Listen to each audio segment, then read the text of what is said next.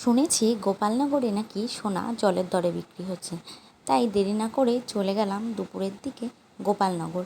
আমাদের বাড়ি থেকে গোপালনগর বড়জোর হলে আধা ঘন্টা রাস্তা, তাই বেরিয়ে পড়লাম সেটার উদ্দেশ্যে। অনেক কষ্ট করে দোকানটা খুঁজে পেয়েছি।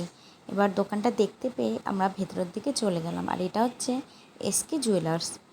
তো ভিতরে ঢুকে গেলাম। ভিড়টা আজকে কমই ছিল, কারণ আমরা একদম প্রথমেই গেছিলাম, বেশি লেট করিনি। আমরা 11:30-12টার মধ্যে গেছিলাম, আর আমরা দেখতে গেছিলাম টার্সেল পেন্ডেন্ট লকেটগুলো দেখার জন্য। আর এখানে দেখো আমাদের দেখাচ্ছিল, আমাদের অনেকগুলোই পছন্দ হয়েছিল। এবার ওয়েটের ওপর ডিপেন্ড করছিল আমরা কেমন ওয়েটের নেব কি না।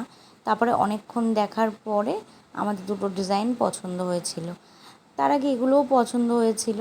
আর এখানে প্রচুর কালেকশান ছিল, দামও প্রচুর কম ছিল। এখানে মজুরি কম ছিল, ওখানে সকেট চুড়ির কালেকশান। এখানে দেখো এরা সকেট চুড়ি দেখাচ্ছে, প্রচুর কম দামে বিক্রি হচ্ছিল। আমরা এই দুটো পছন্দ করে সাইডে রেখেছি টার্সেল।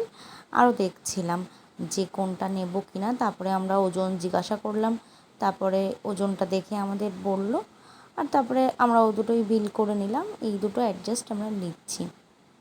আর আমরা এগুলো দেখছিলাম। গলায় পরে পার্লের চোকারগুলো খুব পছন্দ ছিল।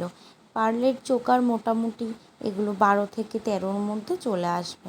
এই চোকারটা আমার খুবই পছন্দ হয়েছিল, কিন্তু নিতে পারলাম না, পরে এসে নেব। তারপরে এই দুটো জিনিস আমরা নিয়ে বাড়ি চলে গেলাম। তোমাদের যদি